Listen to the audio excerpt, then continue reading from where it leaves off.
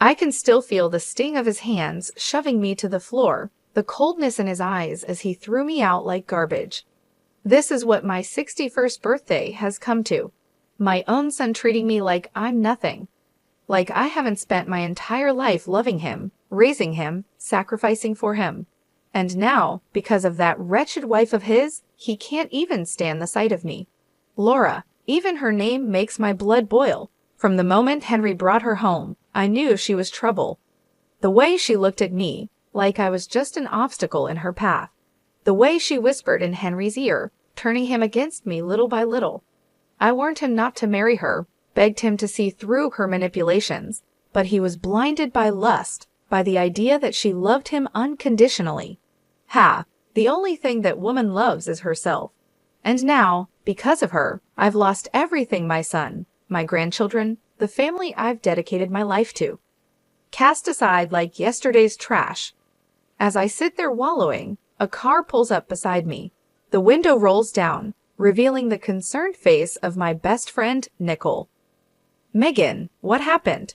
What are you doing out here?" she asks, her voice laced with worry. I can barely choke out the words. Henry, he kicked me out, said I was crazy and that it was his house now. Nicole's eyes widen in shock, then narrow in anger. He did what? On your birthday? Oh, honey, get in the car. You're coming home with me. I climb into the passenger seat, my body numb as Nicole drives. She keeps glancing over at me, her brow furrowed. This is unacceptable, Megan. Henry can't treat you like this. Something has to be done. I shake my head sadly. What can I do, Mags? He's a grown man. He's made his choice. Nicole purses her lips, a determined glint in her eye. Maybe so, but that doesn't mean he gets to get away with it. You're his mother, for God's sake. It's time Henry and that wicked wife of his learned that there are consequences for their actions. I turn to her, confused.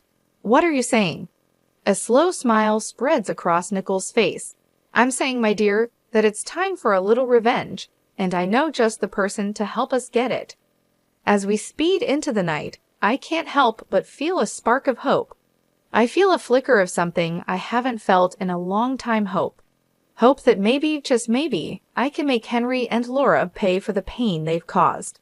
Maybe karma will finally catch up to them. The day started off well enough. It was my birthday, and despite everything that had happened with Henry, I was determined to make the most of it. I spent the morning tidying up the house, putting up a few decorations, and preparing a special dinner. I even bought a cake from the bakery down the street, the one Henry always loved as a kid. Around noon, I called Henry, my heart fluttering with a mix of hope and nerves. To my surprise, he actually answered. Hey, Mom, what's up? His tone was neutral, guarded.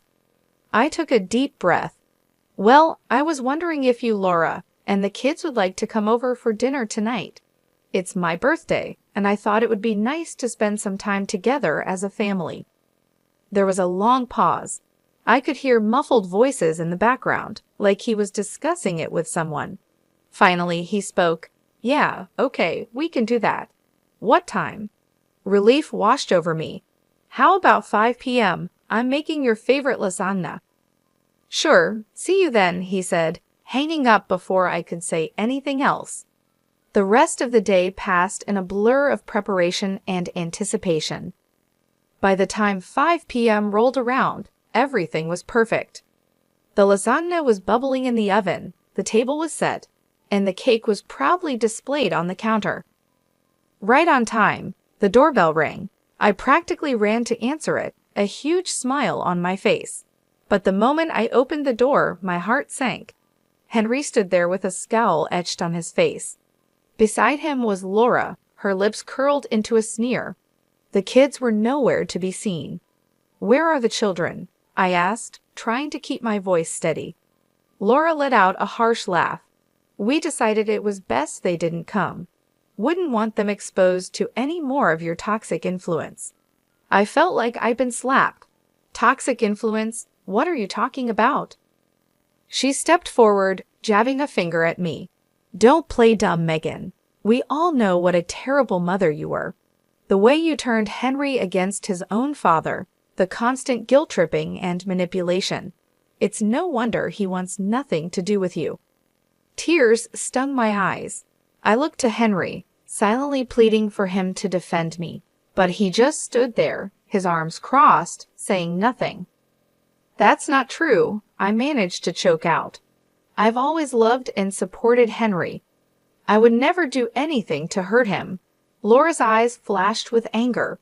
Spare us the martyr act.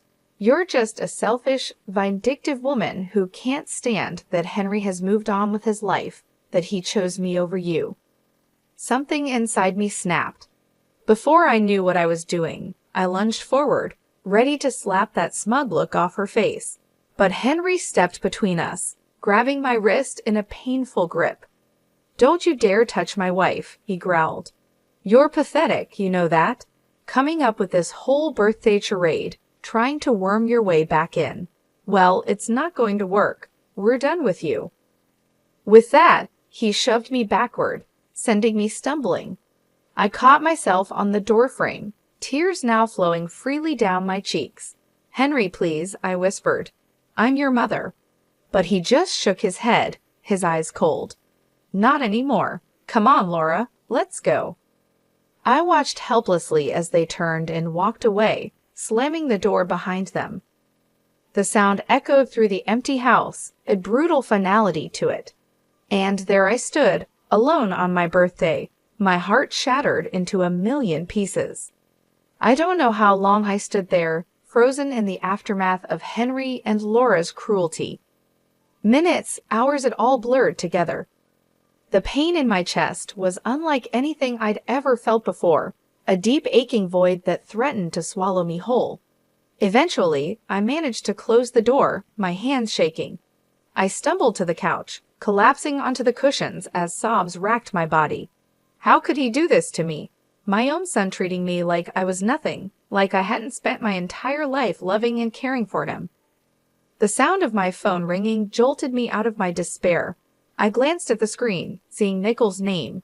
For a moment, I considered ignoring it, not wanting to burden her with my problems. But the thought of facing this alone was too much to bear. I answered, my voice thick with tears. "Hello. Megan, what's wrong? Did something happen with Henry?" The concern in her voice was my undoing.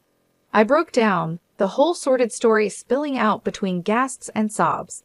Nicole listened patiently, offering words of comfort and support. "That's it," she said firmly when I finished. "This has gone too far. Henry and Laura can't keep treating you like this. It's time for them to face some consequences." I sniffled, wiping my eyes. "What do you mean?" "I mean it's time for a little payback. They think they can just walk all over you, but they've got another thing coming. You're a strong woman, Megan. It's time to start acting like it." Her words ignited a spark within me, a flicker of anger amidst the pain. She was right. I couldn't just sit here and wallow. I needed to do something to take back control. "Okay," I said, my voice steadier now. "What do you have in mind?" I could practically hear Nicole's grin through the phone. "Meet me at the diner in an hour. I've got someone I want you to meet. Trust me, he's going to be a big help." An hour later, I was sitting across from Nicole in a booth at the local diner. She had a mischievous glint in her eye as she sipped her coffee. "So who is this mystery person?" I asked, curiosity getting the better of me.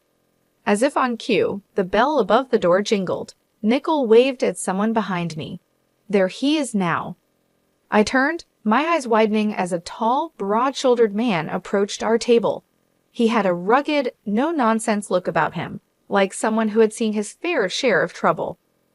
"Megan, meet my brother Jack," Nicole said, gesturing for him to sit.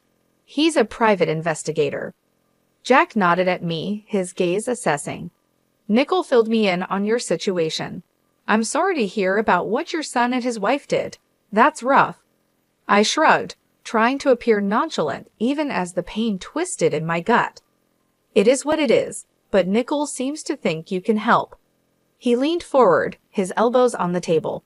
"I can. In my line of work, I've learned that everyone has secrets, skeletons in their closet. And from what Nicole's told me, I'm betting your daughter-in-law has more than a few." A tingle of anticipation ran down my spine. What are you saying? Jack smiled, slow and dangerous. I'm saying, let me dig into Laura's past. If there's dirt to be found, I'll find it. And once we have that ammunition, well, let's just say karma has a way of coming back around. I sat back, my mind reeling with the possibilities. Could this really work? Could I finally make Henry and Laura pay for what they'd done? Looking into Jack's confident eyes, I made my decision. I'm in, let's do this.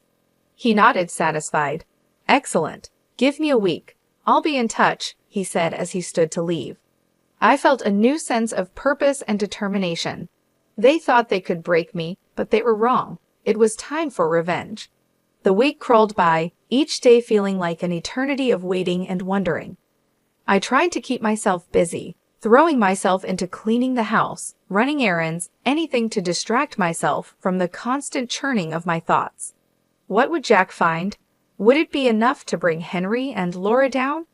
Nicole checked in on me daily, offering words of encouragement and support. She was the only thing keeping me sane, the only person who truly understood the depth of my pain and anger. Finally, on the 7th day, my phone rang. It was Jack. Megan, it's me. I've got something. Can you meet me at my office in an hour? My heart leaped into my throat. Of course, I'll be there. I arrived at Jack's office with 20 minutes to spare, my nerves jingling. Nicole was already there, pacing the small waiting area. She gave me a tight hug when I entered. Are you ready for this? She asked, searching my face. I nodded, steeling myself, as ready as I'll ever be. Jack emerged from his office, a grim expression on his face. Come on in, ladies. We settled into the chairs opposite his desk, the air thick with tension. Jack opened a manila folder, spreading out a series of documents and photographs. So I did some digging into Laura's background, he began, tapping the papers. And let me tell you, this woman is no saint. He slid a document toward me. First off, she has a criminal record embezzlement from her previous job. She managed to avoid jail time, but it wasn't pretty. I stared at the paper, a mug shot of Laura staring back at me. She looked younger, but those cold eyes were unmistakable. But that's not all, Jack continued, his voice grave. I also found out that she's a person of interest in the death of her ex-boyfriend. Nicole gasped. I felt like I'd been punched in the gut.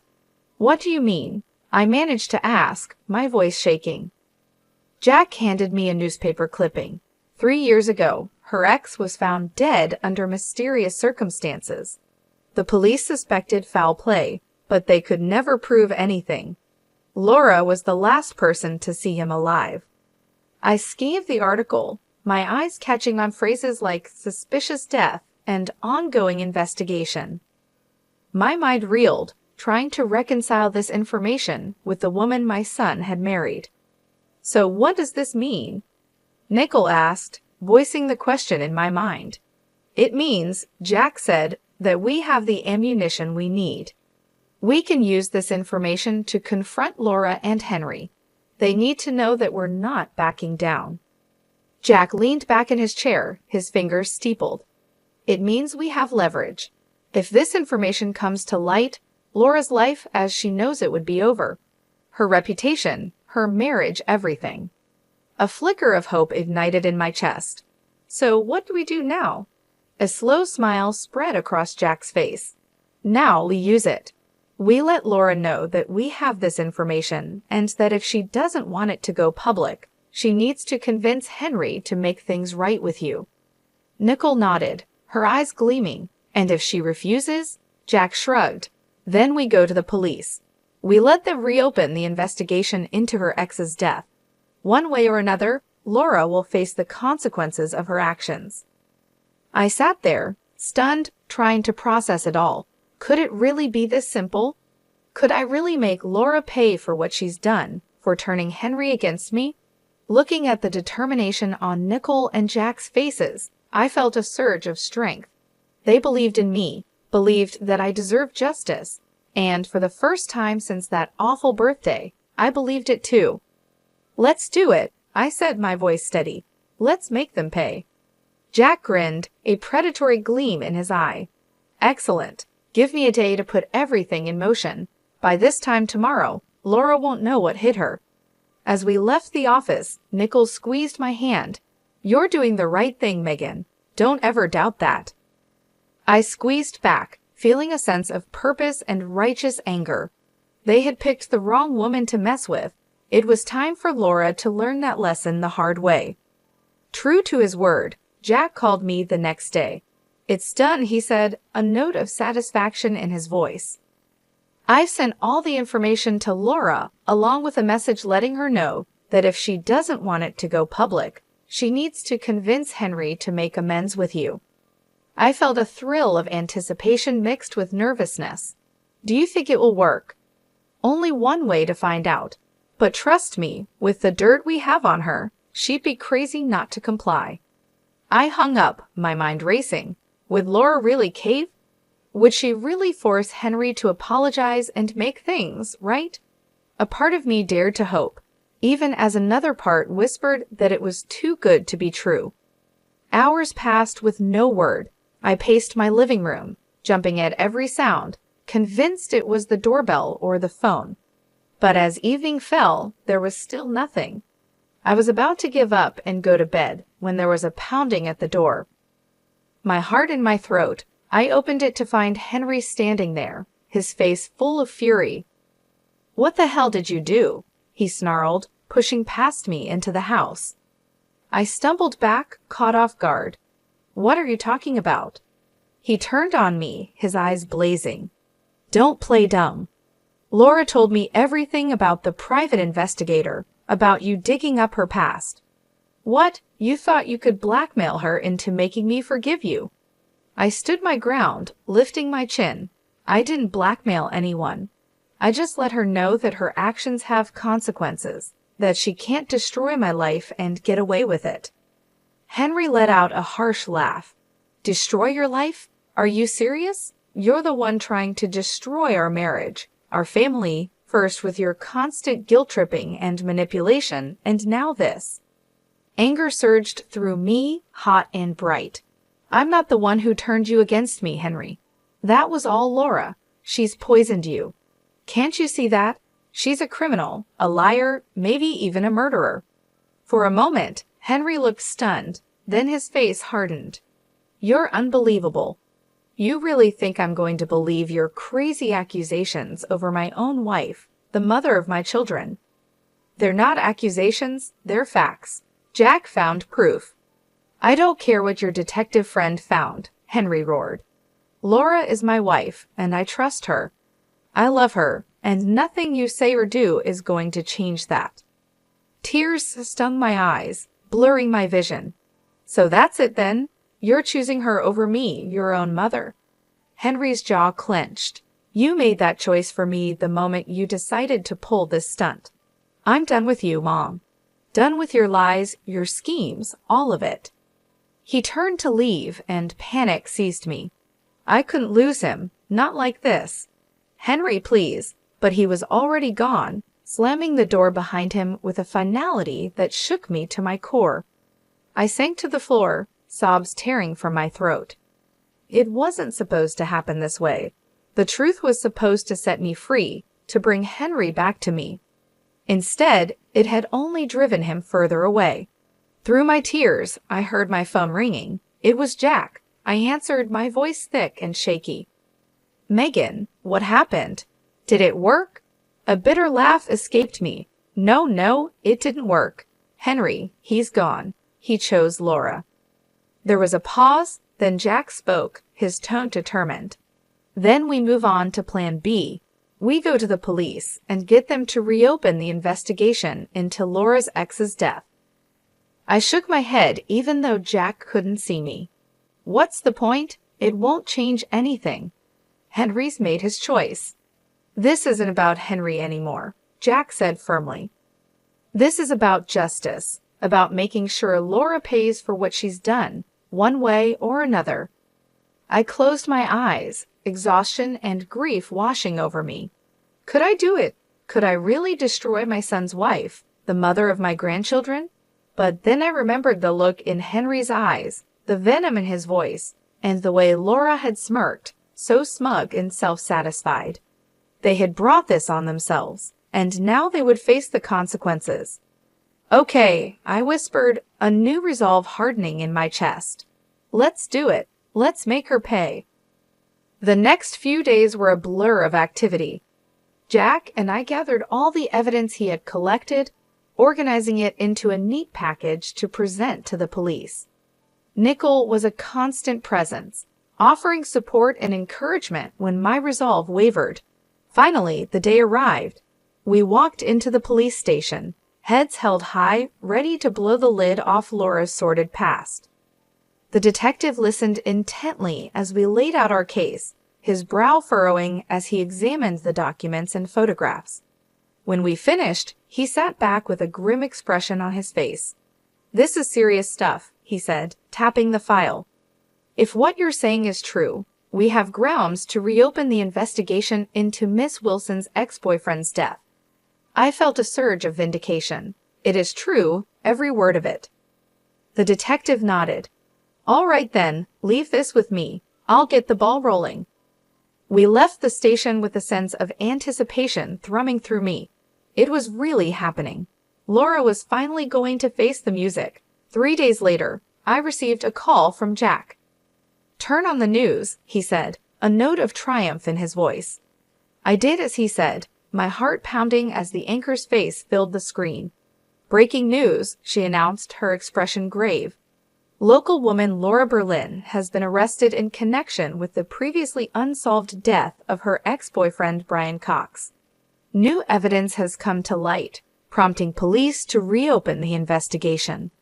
I watched, transfixed, as they showed footage of Laura being led out of her and Henry's house in handcuffs, her face a mask of shock and anger. Henry followed behind, looking stunned and lost. A fierce satisfaction burned in my chest. She was finally getting what she deserved. But my joy was short-lived. The news report went on to describe how Henry had to use their savings to post Laura's bail and hire a lawyer. It was a financial blow, one that would undoubtedly put a strain on their marriage. I should have felt guilty knowing that I had played a part in their hardship, but all I could think was that it served them right. They had brought this on themselves with their cruelty and lies. Over the next few weeks, I watched from afar as the drama unfolded. Laura's arrest made headlines, and the public was ruthless.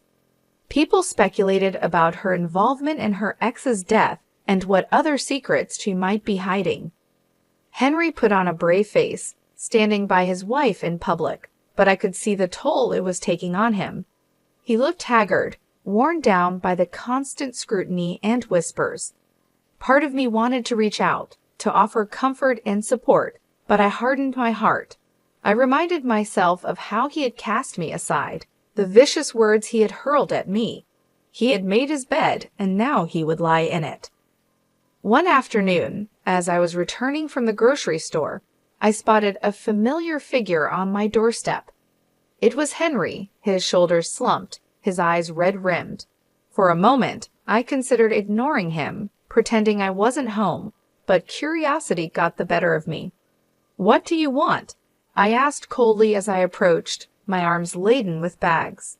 Henry looked up, his expression a mix of exhaustion and desperation. "Mom, I need your help." I raised an eyebrow. "Oh, now you need my help? What happened to being done with me and my schemes?" He flinched as if I'd struck him. I know I said some awful things, but this is bigger than that. Laura's in real trouble, Mom. The evidence against her is bad." A flicker of unease passed through me. "What are you saying?" Henry's voice broke. "I'm saying I don't know what to do. The lawyer fees alone are bankrupting us, and if Laura goes to prison, I can't raise the kids on my own. I need you, Mom. Please." I stared at him, torn between the urge to comfort and the desire to lash out. He looked so broken, so defeated. But then I remembered the pain he had caused, the way he had abandoned me. I straightened my spine, my voice like ice. You should have thought of that before you turned your back on me. I'm sorry, Henry, but you're on your own. With that, I brushed past him, ignoring his pleas and apologies. He had made his choice, and now he would live with the consequences. A few days after Henry's desperate visit, I received an unexpected call. It was Laura's mother, her voice tight with barely contained anger. "Megan, I know we've had our differences, but I need to ask a favor," she said, the words seeming to pain her. I felt a flicker of surprise. What kind of favor? "It's the kids. With everything going on with Laura's case, Henry's struggling to keep up. He needs a break. I was hoping you could take the children for the weekend." I hesitated, torn. On one hand, the thought of spending time with my grandchildren filled me with longing. It had been so long since I'd seen them. But on the other hand, the idea of doing anything to help Henry and Laura after everything they'd done galled me. "Please, Megan," Laura's mother pressed, as if sensing my reluctance. "I know you love those kids. They need some stability right now, and Lord knows they won't get it from Henry or Laura." I sighed, my resolve crumbling. She was right. Whatever issues I had with their parents, my grandchildren were innocent. They deserved better than to be caught in the middle of this mess. "All right," I agreed. "I'll take them for the weekend, but I'm doing this for them, not for Henry or Laura." "Of course. Thank you, Megan. I'll let Henry know to drop them off Friday evening." True to her word, Henry arrived on my doorstep that Friday with the kids in tow. He looked even worse than the last time I'd seen him, his face gaunt and shadowed. "Mom," he greeted me, his voice hoarse. "Thank you for doing this. I really appreciate it." I nodded stiffly, my attention on the children. They looked up at me, their eyes wide and uncertain. "Grandma." My granddaughter cried, breaking into a smile. She rushed forward, wrapping her little arms around my waist. I hugged her back, blinking back sudden tears. "Hello, sweetheart. I've missed you." My grandson was more reserved, hovering by Henry's side. I knelt down, opening my arms. "Come here, buddy. It's okay." Slowly, he stepped into my embrace, his small body trembling. My heart ached for him, for both of them. Henry cleared his throat. "I'll pick them up Sunday evening. If anything comes up, just give me a call." I straightened, meeting his gaze coolly. "We'll be fine. Enjoy your weekend." With a final nod, he left, leaving me alone with the kids.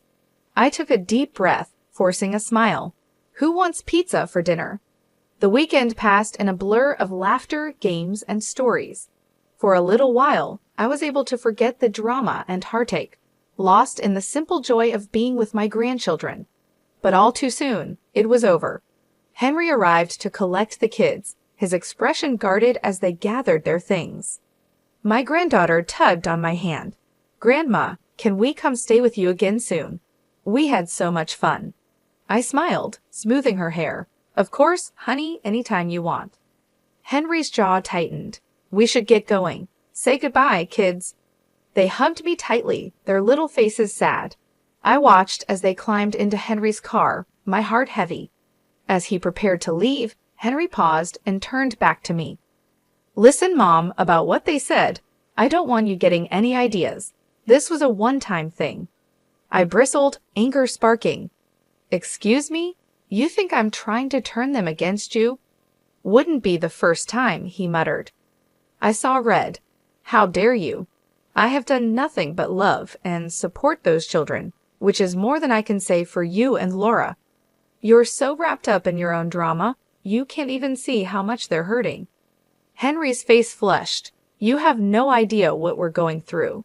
No idea the stress, the pressure." "And whose fault is that?" I cut him off. "You chose this, Henry. You chose Laura and all the chaos that comes with her.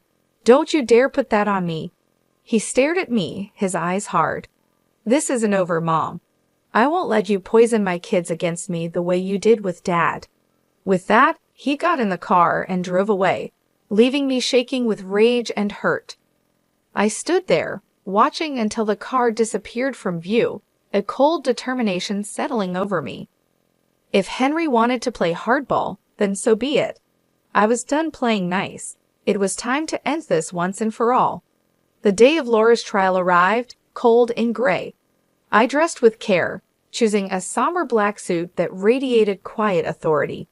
Nickel picked me up, her face set with grim determination. "Are you ready for this?" she asked as we drove to the courthouse. I nodded, my jaw tight. I've been ready for a long time. We met Jack on the steps, his expression serious. "I've got a surprise for you," he said, leading us inside. I tracked down Brian Cox's family. They're here to testify. I felt a surge of gratitude and vindication. With their testimony, Laura's fate would be sealed. The courtroom was packed, the air thick with tension. I took my seat behind the prosecutor's table, my heart pounding as Laura was led in, her wrists and ankles shackled. She looked pale and drawn, but her eyes still glittered with malice when they met mine. Henry sat stiffly beside her, his face a mask of conflicting emotions. I looked away, focusing on the judge as he called the court to order. The trial was grueling and emotional. The prosecutor laid out the evidence against Laura in detail, painting a picture of a cruel, calculating woman who would stop at nothing to get what she wanted. But it was the testimony of Brian Cox's family that truly sealed her fate. His mother, a frail silver-haired woman, spoke of her son's kind heart and bright future cut short. His sister wept as she recounted Laura's controlling and abusive behavior, how she had isolated Brian from his loved ones. Through it all, Laura sat stone-faced, her eyes cold and empty. Henry grew more and more agitated, his knee bouncing and his hands clenched into fists. Finally, it was time for the verdict. The jury filed back in, their faces somber. The foreman stood, clearing his throat. In the matter of the state versus Laura Berlin, on the charge of murder in the first degree, we find the defendant guilty. The courtroom erupted in gasps and murmurs. Laura's face drained of color, her mouth falling open in shock. Henry leaped to his feet, his chair clattering to the floor. "No," he shouted, his voice raw with anguish. "No, this is wrong. She's innocent." The judge banged his gavel, calling for order. "Mr. Wilson, control yourself, or I will have you removed from this courtroom." Henry subsided, collapsing back into his seat, his head in his hands.